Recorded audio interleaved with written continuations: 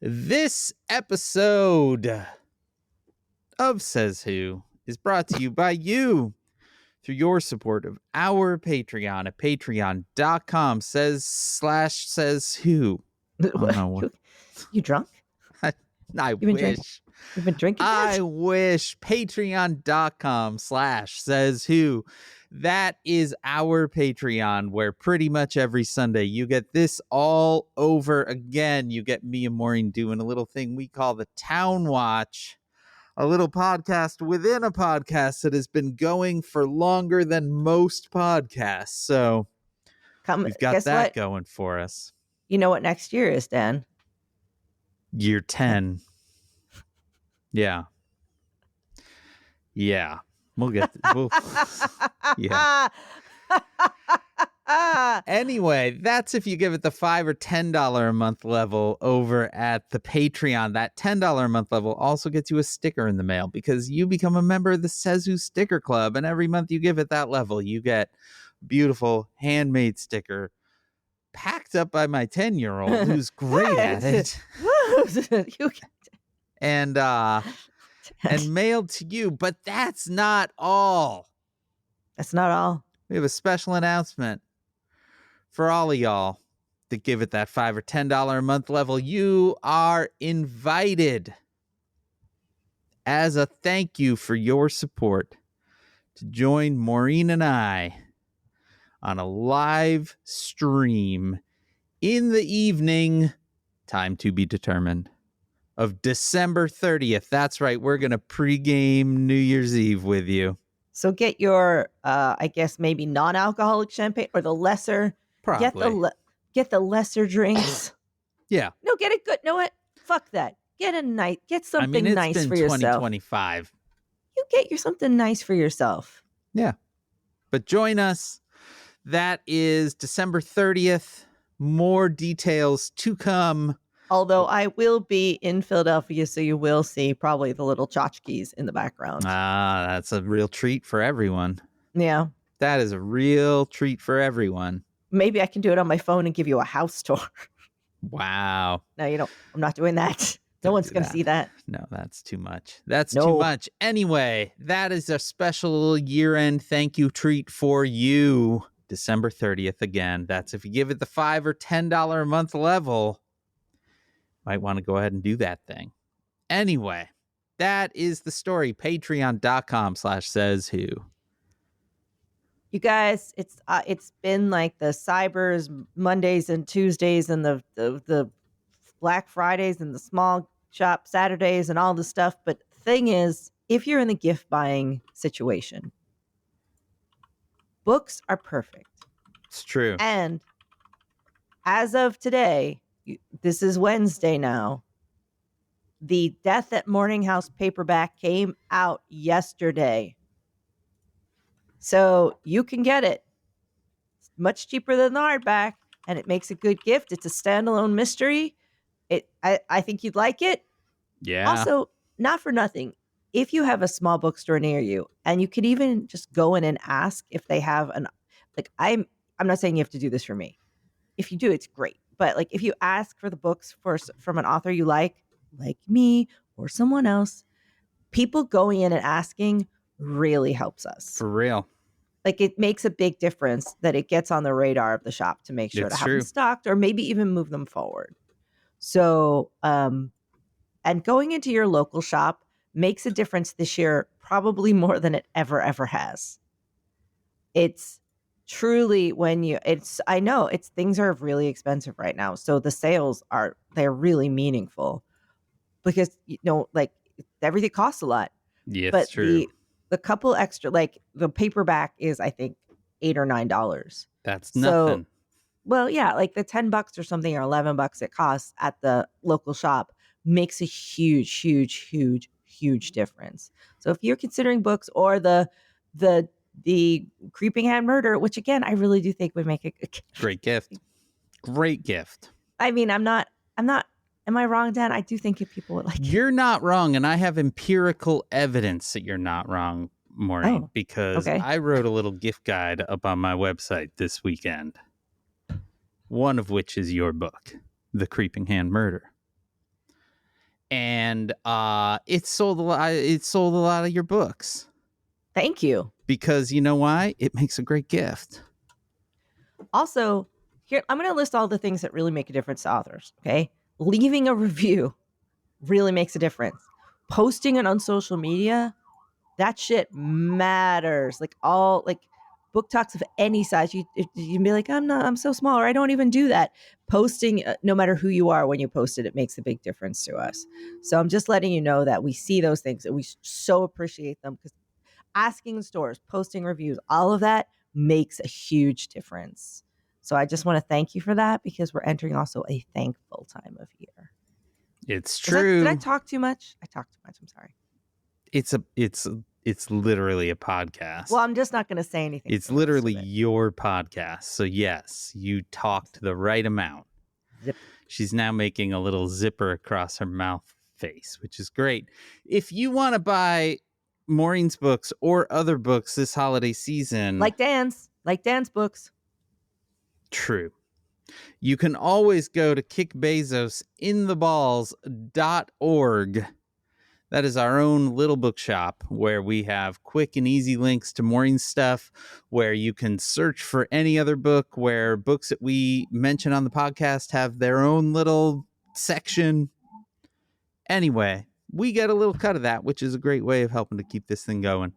But more so, it is a way of getting some books that does not involve Mr. Jeffrey Bezos. So, ho, ho, ho, kick Bezos in the balls.org.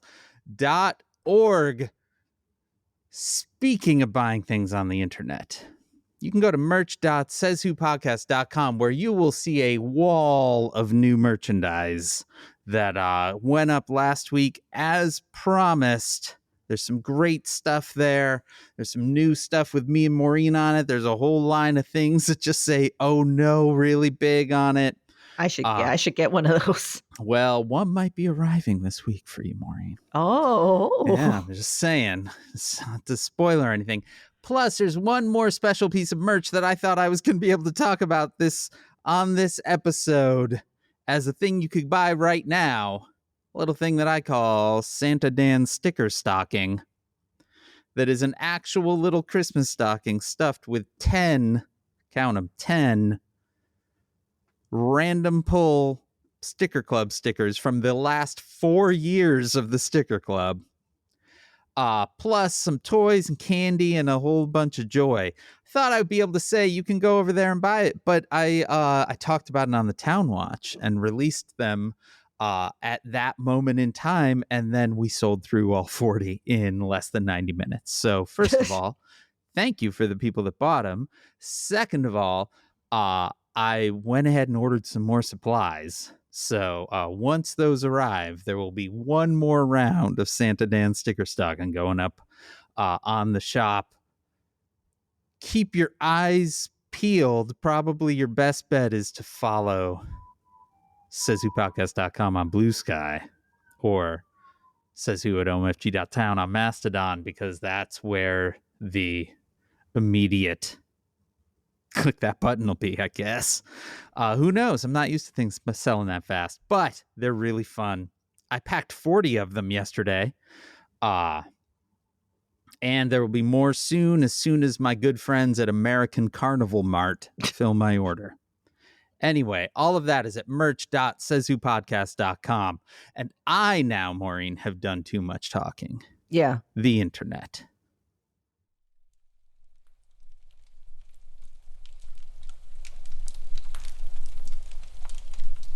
Hey, Dan. Hey, Maureen. I'm gonna do the hot chocolate. Can you get those carols going, man? And also the fire. Can you throw one more log on there? Sure.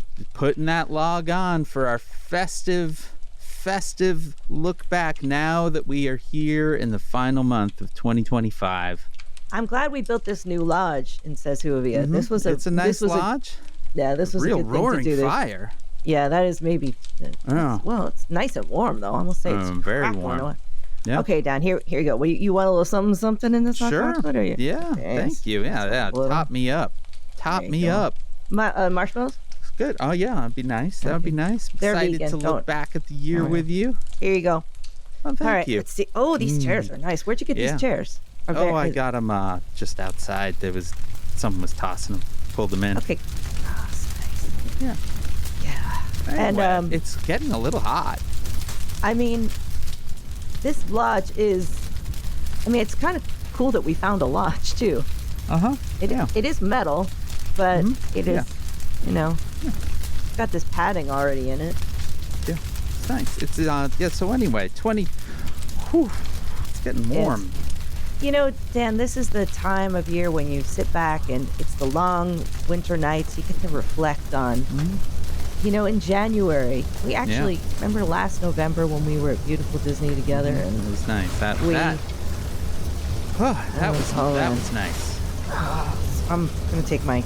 I don't want to take my shirt off. I have a sports bra underneath. I just. We don't actually have a chimney in this place, do we? No. It just has a lid. It just has this. I mean, maybe we should lift the lid up. Well, I mean, Dan, it's when we think back in January and all the stuff that was raining down on us so hard and so fast that we didn't know how we would cope, and then it just kept coming, and then the first couple months of the year he took the whole government apart. Every single day we watched like more stuff break and the lights were going off, and then everything didn't work anymore, and then we didn't have like things like the CDC anymore, and FDA, or like the flight didn't work really, and then there was all the it's just remember, I can't even keep track of it all then. There was so much stuff happening, and they said we were going to invade the moon at some point, and he knocked down the East Wing one day because he got mad, and I can't even, what even happened in those first, I feel like I need to keep my pants off, but I want to live out here.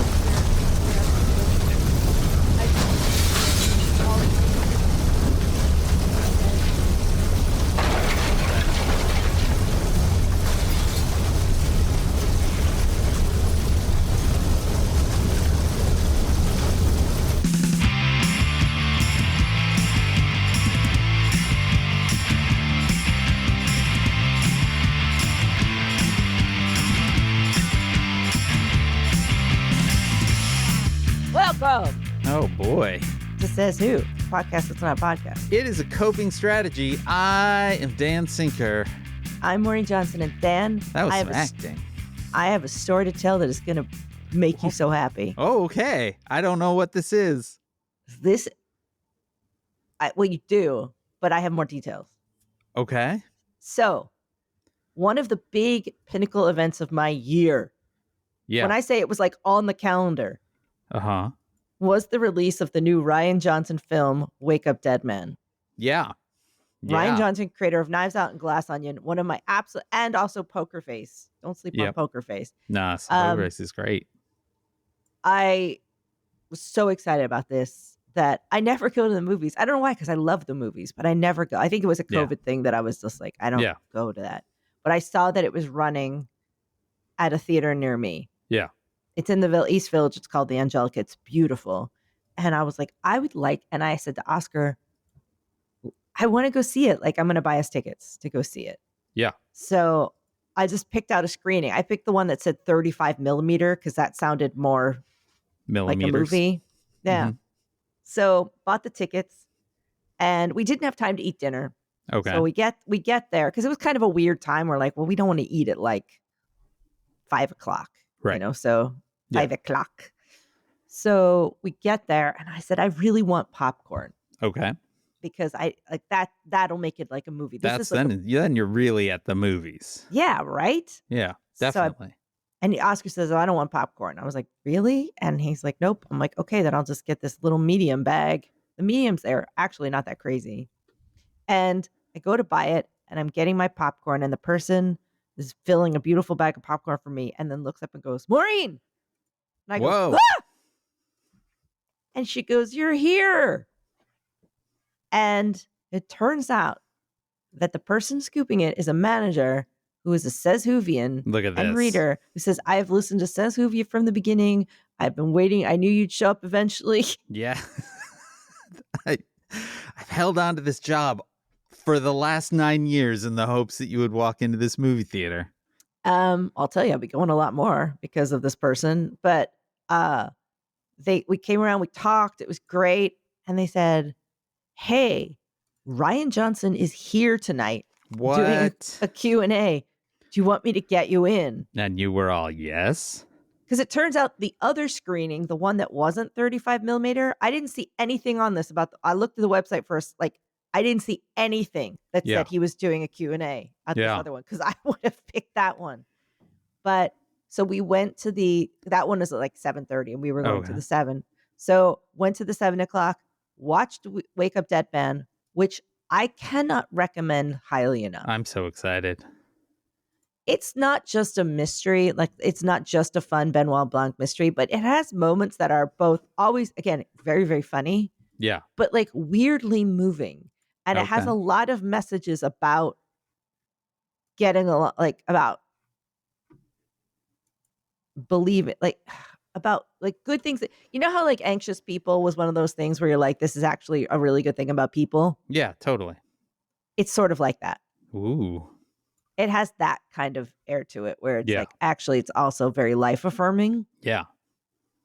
And funny and full of little like mystery Easter eggs and like references to John Dickinson car, not just references, like holding up the book, like this is the John Dickinson car. And I was like, I see you, Rian Johnson. I know, because I'm like, I read what you read, my friend. We can have a long conversation about these things. So then the movie's over. Oscar, we come out, we talk to her. She has a ticket for me. She sees Oscar and she's like, this feels forbidden. Oscar went home to walk Dexy because she'd been, he's like, you can stay and I'll go home and walk her. Yeah. Thanks. So I went in, I ran down, got like a snack bar because I was starving. Yeah. And then I ran back and I was let in and I walked in and I sat there and I talked to someone from Netflix for a while that was there with Rian Johnson about how much I loved it. And then I went and I sat there and I watched his Q&A and he was lovely. And it just happened. Look at you sitting there eating nachos, watching Rian Johnson. I would say their name, but I realized I didn't ask for her permission, but she's listening. And I said, let's go for coffee. I'm so excited. And she's like, we have so many good movies here. You should come. And now I'm going to go watch, like, because they re-show a whole bunch of classics. Oh, that's awesome. Like they don't just they show really cool stuff. Yeah. So they'll do like Noir Month and they'll do like, they have all kinds of stuff. So I'm going to go and watch more movies. Maybe they'll let me bring Dexy. You know what other people going to the movies love? A dog. Yeah, definitely. People love that. That's absolutely. You know what though? There are people that would be like, I would 100% be there for the all dog showing. I mean, they should do like a dog screening. That might work. You know how it's like you can bring babies to certain, or like yeah. Or sometimes the orchestras practice to dogs. We went to a couple of movies this year after not going for a long time. It was sort of, for us, it was like we had a very young child and then COVID hit, and then you kind of fell completely out of it. And I would say I had two things. One, I was like, I love movies. This is great. It's enormous and it smells like popcorn and everyone's having fun together. It's great. And two, I was surprised at how, because my kind of pre-COVID, it was like, God, movies are so expensive. But like, kind of felt like, at least the theater I went to, the price of tickets had stayed the same while everything else had gotten more expensive. So it was suddenly like, oh, this is a totally reasonable. How much are tickets there? They were like $10 or something. These tickets were $25 each. Well, I mean, you're in New York City, Maureen Johnson. So I was like, our movie tickets always $25? Big Apple comes with a little tax. Yeah. But there's a whole mayor that ran about this. You might have missed it. We do get to select seating, though. Yeah, that's sort of just a normal thing now. I know, but that's because, you used to have to go and stand there for an hour. Yeah. And like, really, you had to show up and just stand around. Yeah. And be like, also, weird thing about this movie, because it was a Netflix special, no previews. It just started. Oh, wow. I was like, I sat down ready to, and then it was just the big end showed up. Yeah. And I was like, oh, we're going. Because this is only a very limited theater release, right? Like, this is basically just them putting it out in movie theaters to, one, get a little bit of buzz going, and two, qualify for the Academy Awards, right? Yeah. And then they but it'll be out on Netflix soon. On the 12th. Boom. That's kind of perfect. Where I will have it on in the background at all times. Yeah. Well, I will be enjoying it there. We're going to be entering a little bit of lifey stuff over here at the house. Janice has a surgery tomorrow. That's going to take a bit to recover from. So I think that seems like a perfect thing. We're going to watch that. Yeah. We're going to watch that for sure. In fact, we are recording this. I should have probably mentioned this earlier than 20 minutes in. We're recording this episode on Monday the 1st, not our usual Tuesday, though it's going to come out on Wednesday. So inevitably, we're going to bomb someone tomorrow or something, right? Yeah, something. Yeah. So, yes. Something enormous will happen that we are not talking about. And there's a reason for it. And that's that, not that we're ignoring it, but that it hasn't happened yet. Yeah.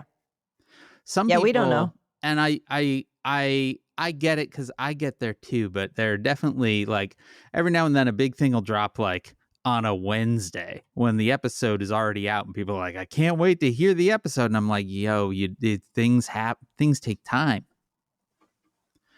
That's the thing that we say to the kid all the time, little kid. We're always, things take time. You got to remember that things take time. Yep. They do. They do, Dan. They do. That's when I was feeling bad about myself the other day. Yeah, you were feeling bad about yourself. But I'm overall optimistic, but I was like, I haven't worked fast enough. And you said, that's just capitalism talking. It is. It is just capitalism talking. Capitalism is terrible. Also,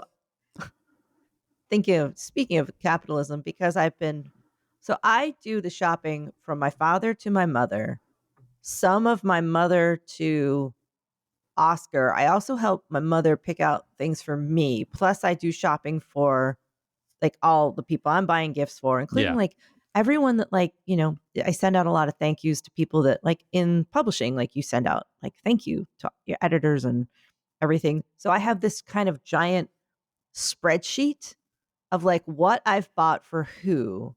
Yeah. And this is what I spent, but this is what I spent for a certain person. So this is I'm running my mother's budget for somebody, my father's budget for somebody. Yeah. It's then I'm like, okay, so I'm also doing the sales. So I'm trying to collect all this stuff as quickly as possible and then put it in the spreadsheet. And after a while, I'm like, wow, this is really an exercise in. It's a lot. Well, it's also just it's the capitalism of it all. Yeah. I think none of my kids listen to this podcast, so that's handy. Okay. Because I suggested to Janice, because like I said, we got some lifey stuff happening. And maybe we do something really different Christmas-wise this year. And maybe instead of getting a bunch of little things, often of which don't get used much, we just kind of get one thing of equivalent price that we'd be spending out on all that stuff, and that we know they will like a lot and use. We might try that, but there's also a part of me that's very worried about the kid coming out on Christmas and there's just a couple of things under the tree. That worries me. The optics worry me. Well, I did that for Oscar because he said he wanted a new guitar. Yeah. Okay. And an acoustic. Yeah. And my nephew is a great guitarist. Okay.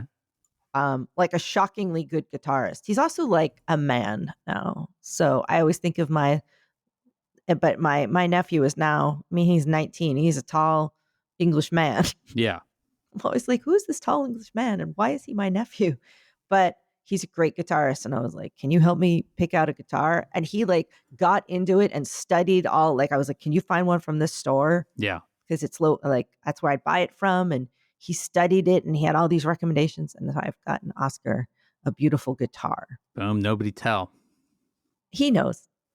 Oh. He was like, I would really like it. I'm not saying what guitar it is. Okay. But he was like, that's the thing I really want. Could I Is it have a one of new those guitar? sweet flying V guitars? I hope so. It's an acoustic. He has an electric. Does he have a sweet flying V? I want a sweet flying V guitar. No, it looks more like a standard electric. Damn it.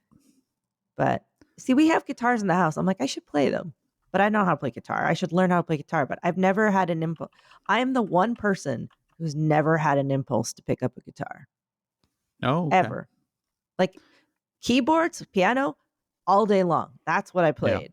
But I just saw guitar. And they mystify me. People are like, it's easy to learn. And I stare at it and I swear to you, Dan, it's like that scene in A Brilliant Mind where triangles fly around. I'm like, how does it make sounds? Magic machine, too hard to learn.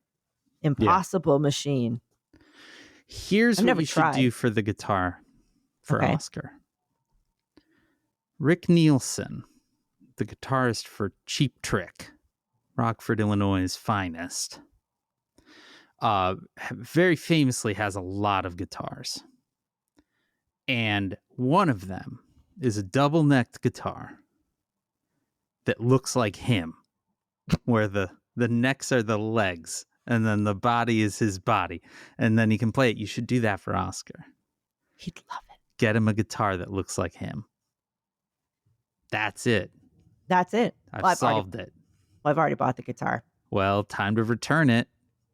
You've got a month to get a custom-made Oscar guitar. Do you want to see what else I got him? Well, you just said you only got him one gift, and now you're showing me a second gift.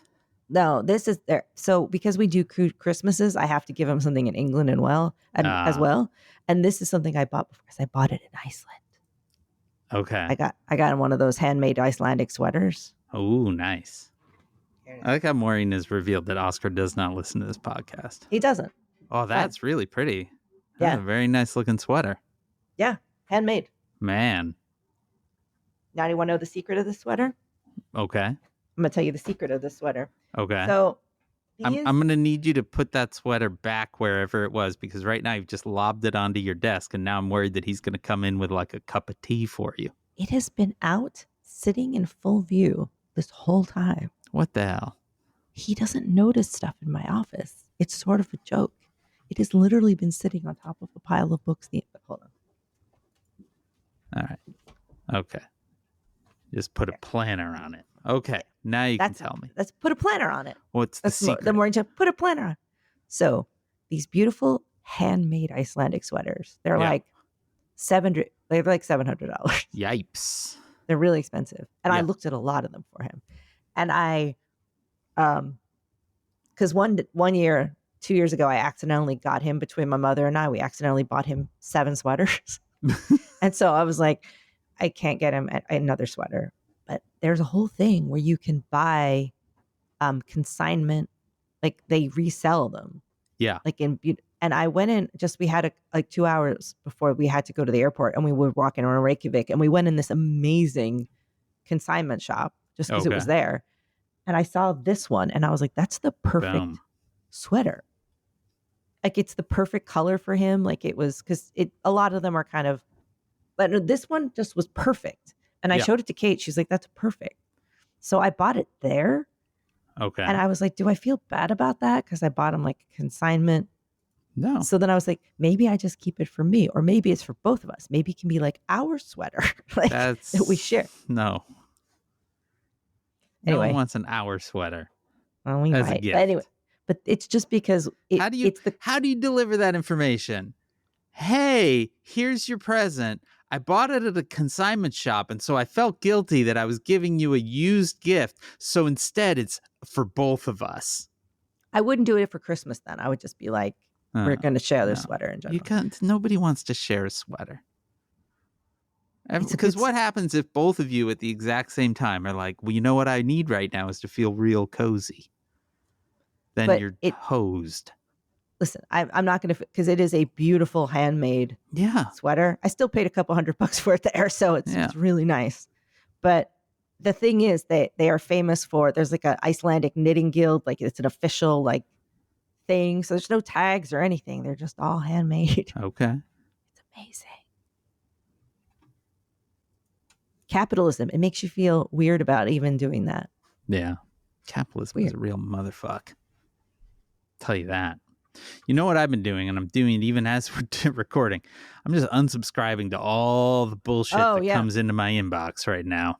Oh, I don't even know what to tell you about what's going on today with the I can't see anything. Yeah. It's crazy. Yeah. Oh, it's like, oh, you're getting packages today. You're getting packages. Oh, that's fun. I like getting packages. I don't know what I'm getting. This is a story that I'm not sure that I've ever told on this podcast, which is kind of amazing if you think about it. Yeah. But it explains a lot about me. So when I was a kid, the house I grew up in had a mail slot, where the mail person would stick the stuff in, it would fall into the house, right? As opposed to like a little mailbox attached to your house, right? So it was like a little slot in the door. And if I heard the mail person coming, Maureen, do you know what my favorite thing in the whole world was to do? No. I would run and like baseball slide underneath the mail slot as the mail came pouring in.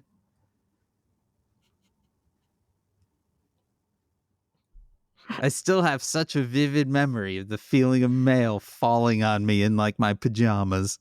I mean, Dan, honestly, nothing has ever been more you than that story. Yeah, I loved it.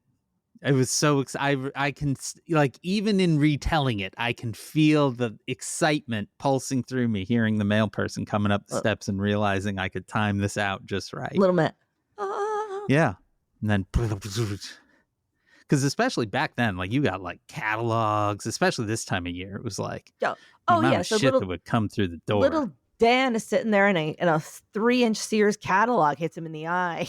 It was great. Listen, all you childrens. There used to be this thing called Sears.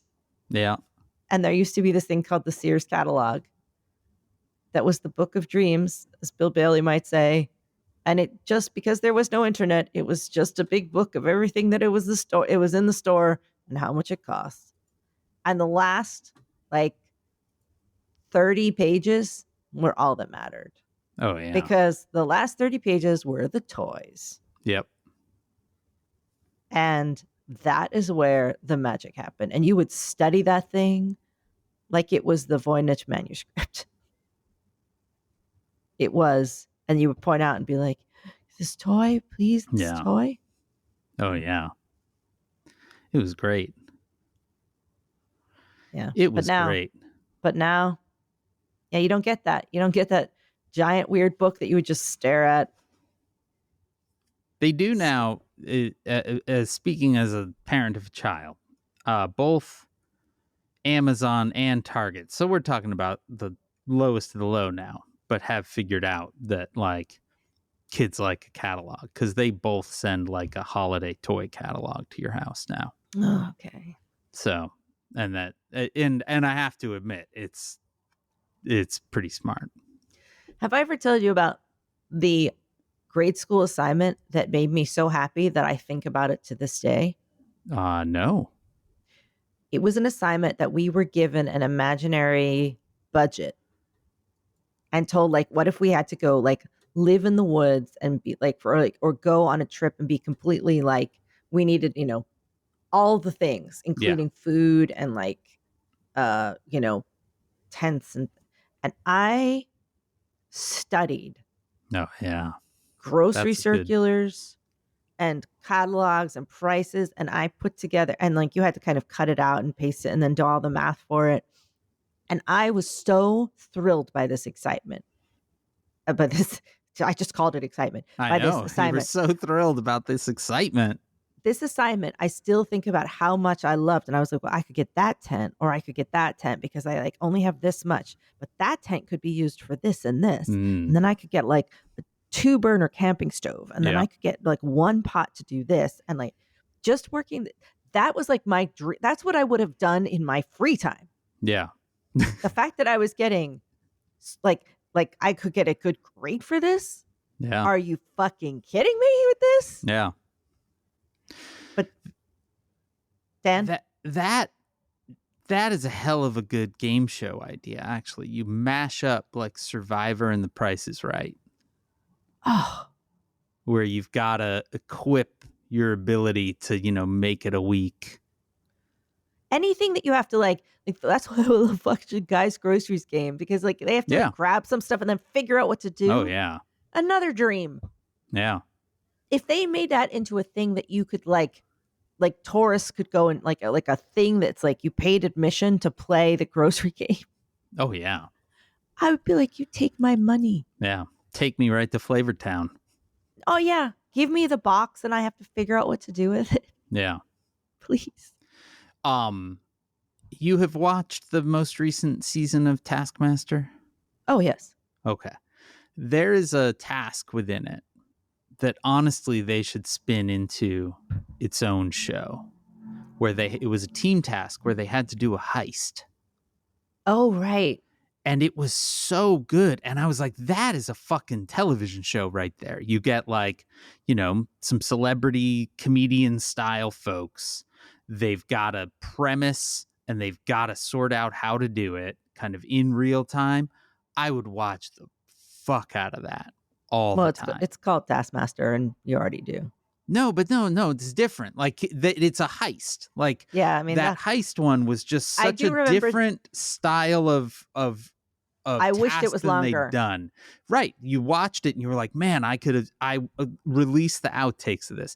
They could make a whole show that is just that. I wanted that to be like a whole, I was thinking that too. Like, I just want this. But Dan, it is 37 minutes in and we have not. That's fine. This is the thing. Tomorrow, which for people listening will be yesterday, something cataclysmic is going to happen. And do we need to talk about the news at all? Yes, a little bit. It is our job. I mean, is it? Do you really think that's our job at this point? 9 years in? Yeah. Somebody's listening and is like, I get all my news from Dan and Maureen. That's their job. We're not getting the news. We're processing it. We're chewing it up and spitting it back in their mouth like a mother bird. That's true. Well, Maureen Johnson, your city was in fine form this weekend. Sure shit was. Word went out Saturday morning that ICE was preparing to raid street vendors on Canal Street in New York City, when instead they got trapped in a parking garage by protesters. Yep. We were recording as it started to happen. Yeah. And I was following it. I was like, because I was ready to go down, but like it was kind of winding down as right after we got off, it started to wind down. Otherwise I was like, everyone should go. Like if it continues, then we have to go down. But then basically they were going to do a raid where they were going to release hundreds of ICE agents onto the street. Yeah. People found out. So they were trapped in a garage on Canal Street. Yeah. So people basically filled the street so that ICE couldn't get out. Right. And then ICE was upset because they couldn't get out of the garage. Yeah. And you could see them kind of walking around on the upper level like, oh, we can't get out of the garage. No one like it in the garage. And so but NYPD came to push people back just to eventually try to let ICE out. And even when ICE got out, people started standing in front of their trucks, mocking them and giving them the finger. They were given the finger and impeded the entire way to the tunnel. I love it. They were trapped in there like little fucking rats and they were not able to get out. My favorite detail from the New York Times, quote, as the agents' vehicles moved to leave, protesters blocked them, forming a barricade at the mouth of the garage with their bodies. This is the best part. And piling mounds of garbage bags beside them. Maureen, finally. We kept them for a reason. Your inability to know what to do with trash has paid off. Hey, Dan, this week, are you going to give it to New York? Yeah, absolutely. Y'all did good. And this is the thing, like we have talked about New York in the context of ICE raids before. And this proves out what I said, which is I just don't know how they will pull them off there. Because they're going to get kettled everywhere they go. You're just too fucking dense, like the number of people that you can mobilize into a location anywhere is instant and overwhelming. Like you can get 200 people to a garage in a blink there. You know, like in Chicago, you would get 20, you know, but like New York, any given block is like thousands of people. So also, like Canal Street is one of the most heavy foot traffic streets in the whole city. Yeah. Yeah. It is dense with people because it also has tons of shops and people selling on the street. And it's also just one of the main thoroughfares to get either down to Chinatown or up to Soho. It's a very big, it's also probably why you do it there is it's one of the wider streets. Right. Because a lot of our streets are one way and then really packed with cars. So they're all just little pincer points. Yeah. Canal has multiple lanes, like it's bigger. Right. But doesn't help if you can't get out of the fucking garage. Right. I mean, I really don't understand how they're gonna do it. And likely the way it would manifest is that they will do ring counties like they did in Chicago for the first few weeks before they kind of began to figure out how can we hit but they'll also get cut there. Like a lot of those streets are even more narrow. Yeah. Yeah. It feels like they are not going to be able to get purchase, you know, or they're going to literally roll tanks, you know, like there's no in between. Astoria is just, I lived in Astoria on the corner of 30th and weirdly 30th, like the T of the 30th. So like, it's just a tangle of streets. Yeah. It's so easy. Brooklyn, tangles of streets. Yeah. Yeah. So have fun with that, fuckos. And these fuckos aren't from New York. Like they don't know what they're getting into. Yeah, they're all from like Arizona and shit.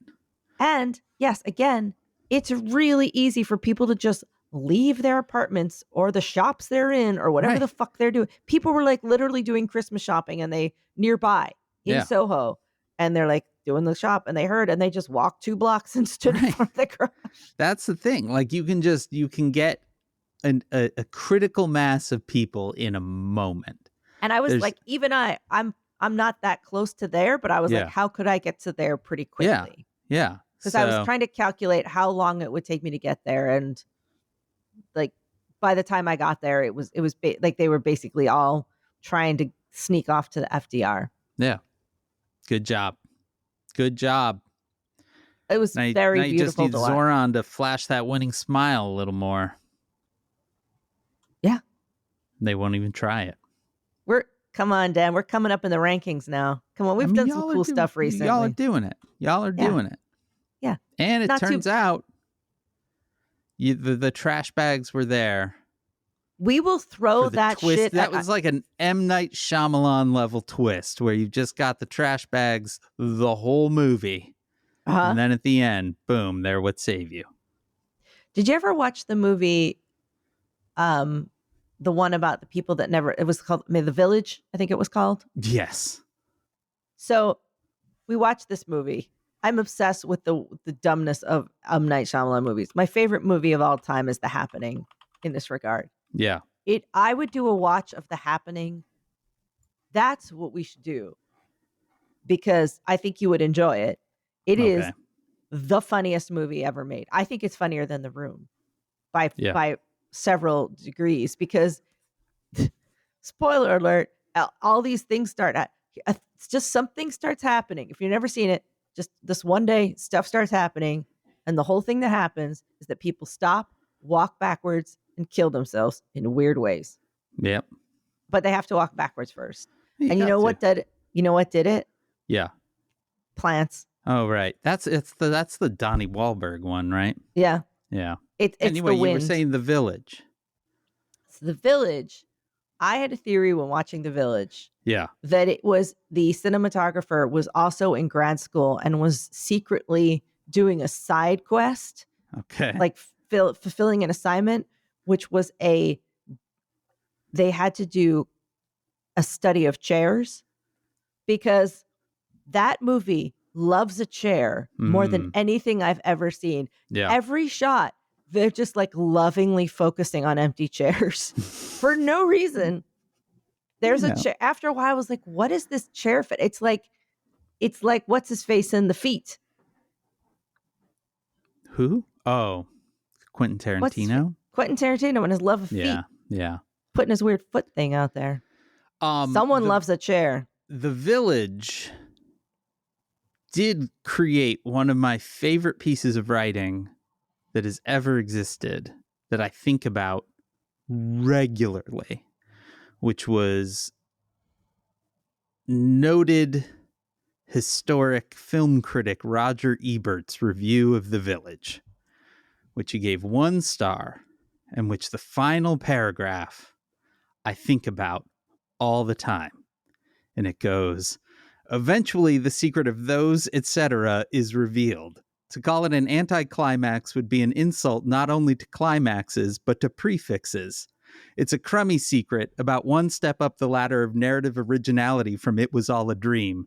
It's so witless, in fact, that when we do discover the secret, we want to rewind the film so we don't know the secret anymore. And then keep on rewinding and rewinding until we're back at the beginning and can get up from our seats and walk backward out of the theater and go down the up escalator and watch the money spring from the cash register into our pockets. So he didn't like it. He didn't like it. I love that. The Happening is better, though. The Happening is better. This is a movie where eventually people are trying to run from air. Perfect. They're like, we can't go outside because there's air, so we have to stay inside. Thrilling. So where there's apparently what? Not air? Mm-hmm. Like, yeah, everyone knows that. Inside is a vacuum. Oh, John Leguizamo is in it, and he's a great actor. Yeah. And he has to deliver this line where this is the line. Yeah. It's okay. They said we can go to the city of Pittsburgh. Not we can go to Pittsburgh. We can go to the city of Pittsburgh. Everyone talks in this like they have a gun, like someone just off camera is like holding a gun up to, except Donnie Wahlberg, who was all in. I mean, he's all into everything he does. He's all in, but the other actors, it's like they nervously know that they shouldn't be here. Wait, it's not Donnie, is it? It's Marky. Oh, it's Marky, yeah. Donnie Wahlberg is the older brother. Marky Mark. I can never tell. Mark Wahlberg. And they have that burger, the Whataburger. Right. When Netflix was making Let It Snow, it was up in Canada, and they flew us up to Toronto to see it. Yeah. And I swear to you, every person they had a driver meet us at the airport. Have you been to Whataburger? Oh, it's real good. You should go to Whataburger. Oh, you should really try it. There's a Whataburger in your hotel. Oh yeah. No, you should go, and it's real good. And then we got somewhere else. They're like, have you tried Whataburger? Oh, it's real good. We love Whataburger. It's right there in your hotel. You can just go right in and get a Whataburger. I love Canadians. Yeah. One of my favorite, I worked for a while for a company that was largely based in Canada, so I had to go to Toronto a bunch. And similar to that, I was in like a taxi or whatever with some folks, and one of them turns to me and goes, "Hey, you're from the US. Have you gone to one of those Chipotles?"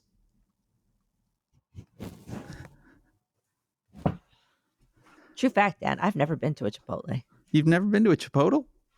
I've never been to a Chipotle. Oh yeah, but Jen, try that Whataburgers though. It's real good.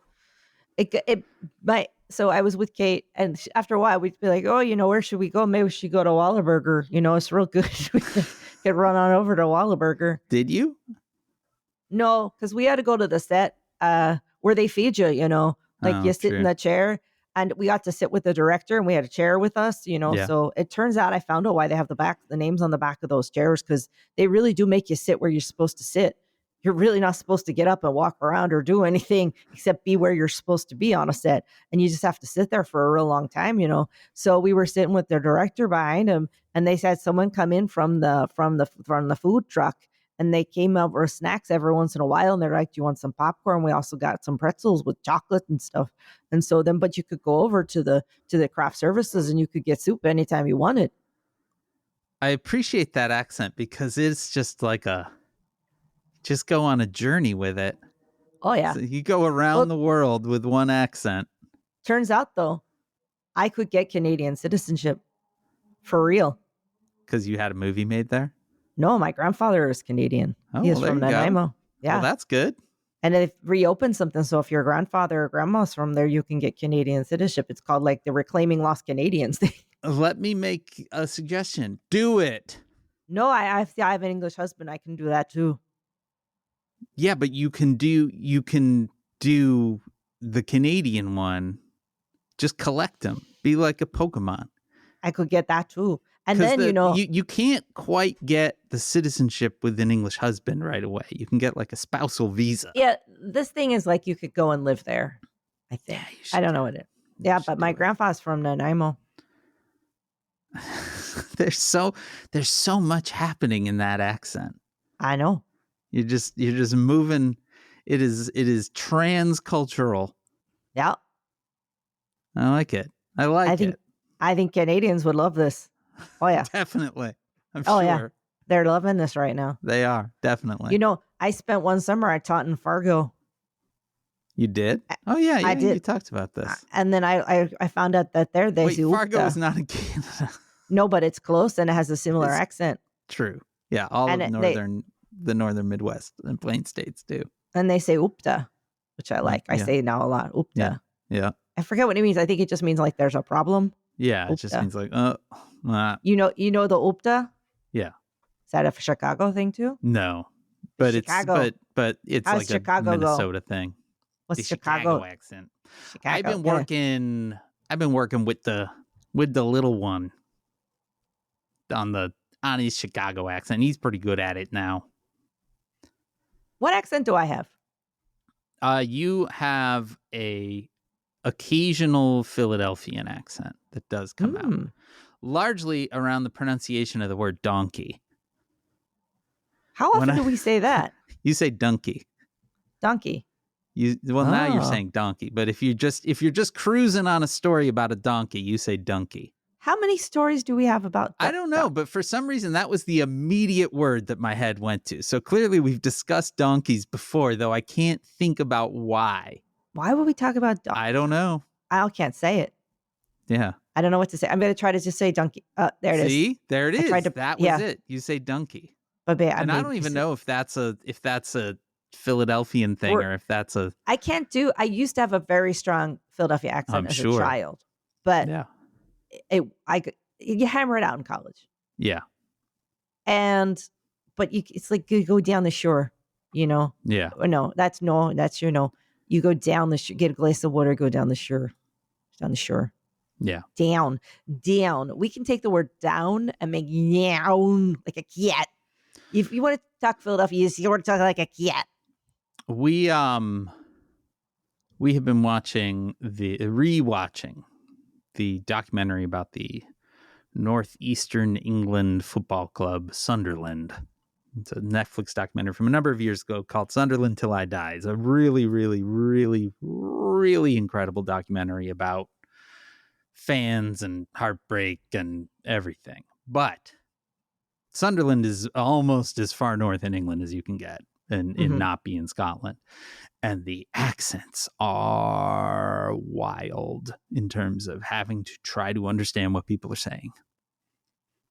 They're very, well, if you just, Dan, we haven't actually gone through the news, we got a whole thing here. No, yeah, okay. No, we got to do it real quick. Because we got like 6 minutes. Oh my God, I think we're good. No. I'm pleased with this episode just being celebrating the oft overlooked, there's a rarely celebrated city of New York. So we might be going to war. Yeah, maybe. Do you think we're actually? So that's part of it. We might be going to. You think that's about to happen? Well, because I feel like they've been, as we've said multiple times on this episode, recording on a Monday means something huge is going to happen on a Tuesday. So I would say, if we're going to war with Venezuela, that's happening on Tuesday. I mean, I feel like this has been bubbling for a while. Yeah.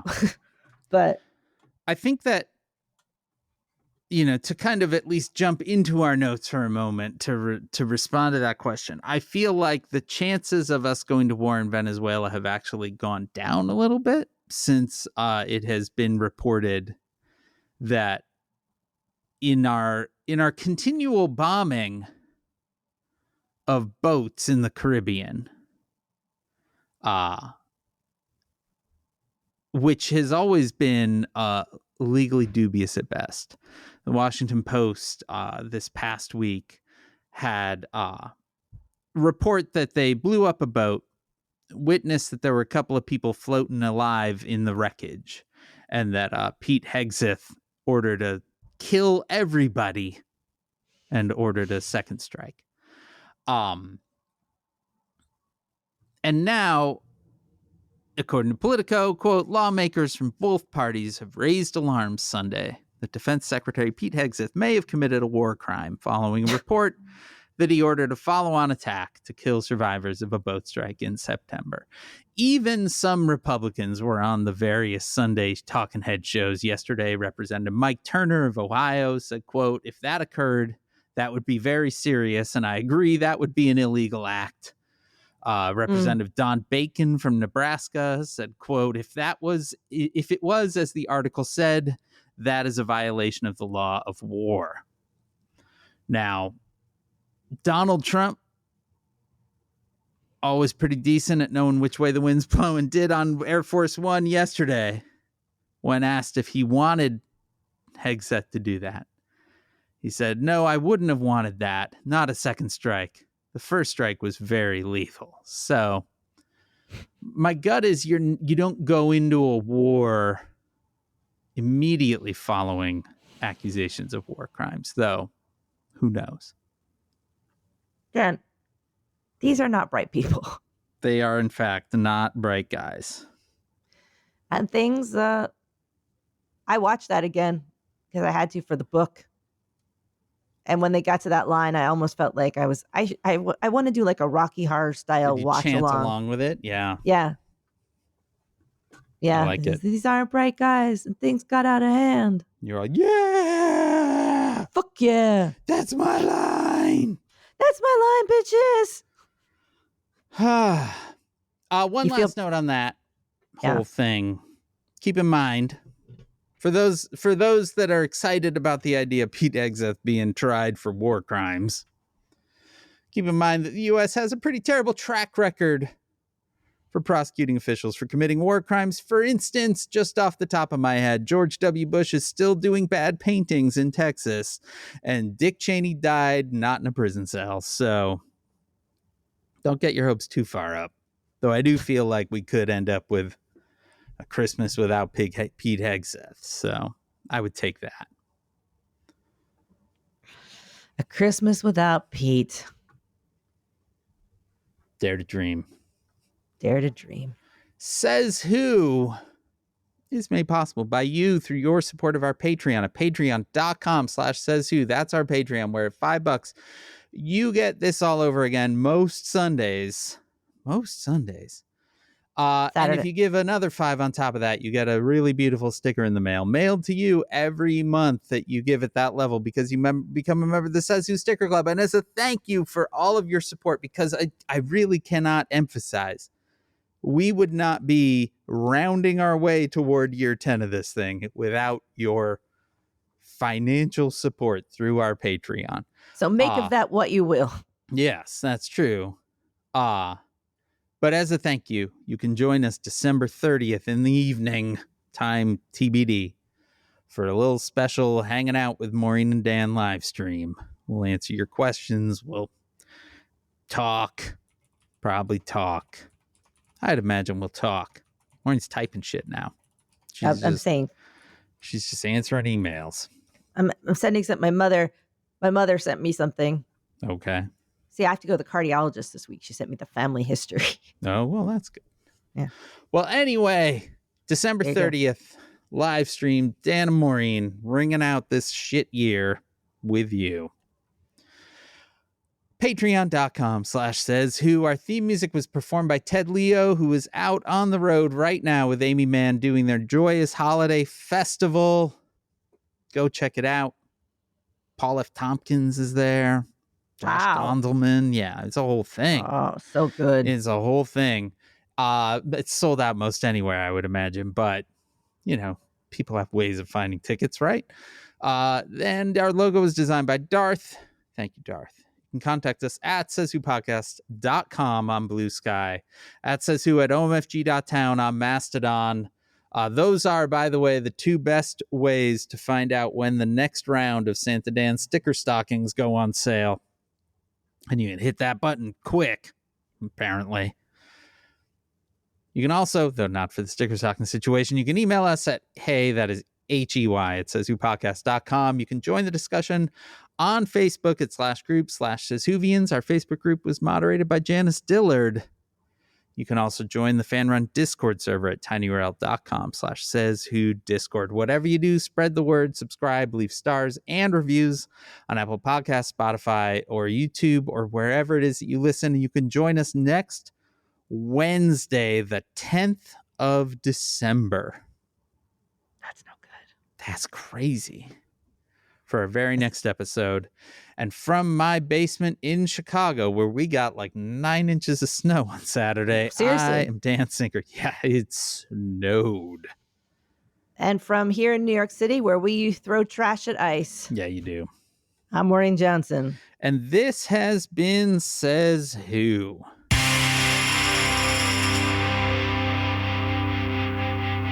I like it. Grab what's available.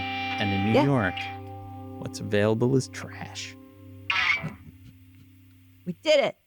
You did it.